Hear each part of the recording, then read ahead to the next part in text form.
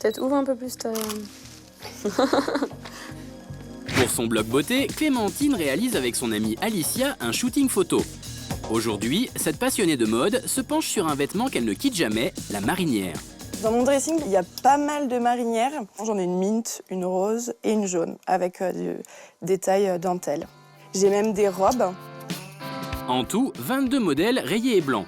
Car pour Clémentine, ce haut marin est l'équivalent du t-shirt blanc, un indispensable. C'est un basique et une valeur sûre en fait pour moi. Peu importe la tenue, je sais que la marinière, ça peut me sauver, il n'y a pas de souci. La marinière existe depuis plus de 150 ans. De Gabrielle Chanel, qui lança le style marin, au défilé de Jean-Paul Gaultier, ses rayures blanches et bleues ont traversé l'histoire.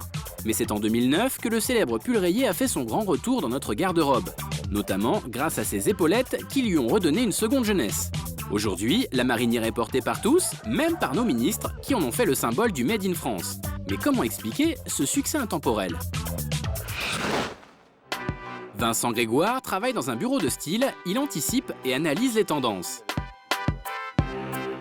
Avant ça, les petits animaux, d'accord. Okay. Ici, la marinière, on ne s'en lasse pas. C'est à se demander si ce n'est pas l'uniforme de travail obligatoire. Ça va aux hommes, aux femmes, ça va aux minces, aux ronds, aux rondes. On peut tout à fait se l'approprier. On peut le mettre avec quelque chose de très sophistiqué, on peut le mettre avec quelque chose de très négligé. Ça fonctionne au quart de tour. Pour notre spécialiste, les marinières de cet été vont en voir de toutes les couleurs. Il y a toute une vague fluo qui ne va pas épargner la marinière pour lui donner un côté beaucoup plus années 80, plus graphique, plus moderne. Pourtant, au départ, la marinière est tout sauf un accessoire de mode. En 1858, ce vêtement rayé bleu et blanc est uniquement porté par les matelots de la Marine nationale française. Un vêtement qui a inspiré 7 hommes. René Colas est fabricant de marinières et en connaît tous les secrets. Dans cette boutique de la Trinité-sur-Mer, on vend ses créations à commencer par la véritable marinière. Vous allez voir qu'elle répond à des codes très précis. La véritable marinière de la Marine nationale a 21 rayures. 21 rayures blanches et bleues pour le torse et une quinzaine pour les manches. Autre point important, le pas de rayure. Le pas de rayure, c'est la largeur de la rayure colorée qu'on voit apparaître. Chaque fabricant a donc son pas de rayure qui définit et qui détermine son modèle. En 1997, ce Toulousain d'origine a eu la bonne idée de moderniser la marinière tout en conservant la coupe et l'esprit d'origine.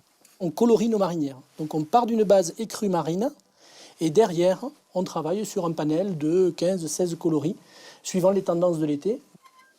La rayure reste donc bleu marine, c'est le fond qui change de couleur.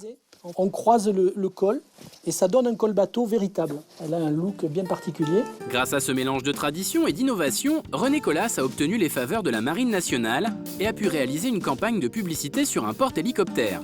Des photos reprises par la presse féminine qui ont permis à cette marinière traditionnelle de devenir un best-seller. Le modèle le plus vendu aujourd'hui, c'est celui-là. C'est le basique. Un modèle écrue marine, on reprend les codes et ça c'est le numéro 1. Ça, c'est la meilleure vente. L'autre atout des marinières de René, c'est qu'elles sont 100% françaises. Une partie de la production est fabriquée à quelques kilomètres de là par Mademoiselle Grammatico. Bonjour. Je vais vous amener les étiquettes pour la production. Ok, c'est bon. J'ai coupé. Donc... La responsable de cette entreprise spécialisée dans le tissu à rayures porte tous les jours le célèbre motif marin. On va aller directement dans l'atelier parce que j'ai commencé à faire les têtes de série. Fabriquer une marinière, ce n'est pas aussi simple qu'on pourrait le croire. Première étape, le tricotage. Ici, le tissu est fait maison et cette grosse machine peut fabriquer jusqu'à 300 mètres de coton blanc et bleu en 3 jours.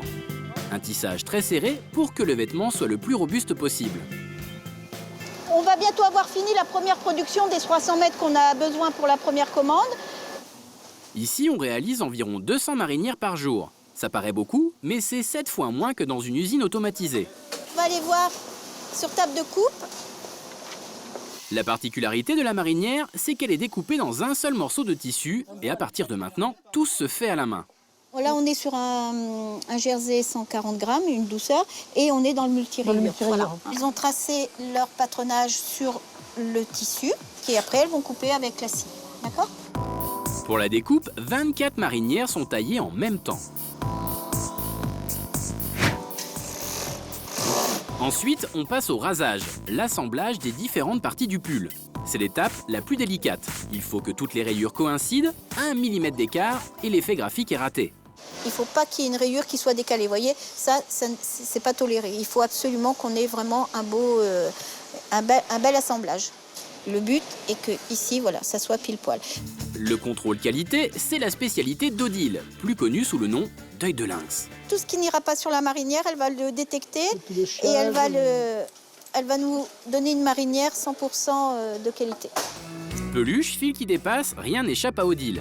Cette marinière coûte tout de même 59 €, mais c'est le prix à payer pour obtenir une qualité 100% française. Ouais, c'est super. C'est magnifique, c'est beau. Il y a beaucoup de monde qui travaille derrière toute cette marinière et c'est important de défendre le savoir-faire français et breton. Un savoir-faire français que René Colas exporte déjà dans plus de 40 pays.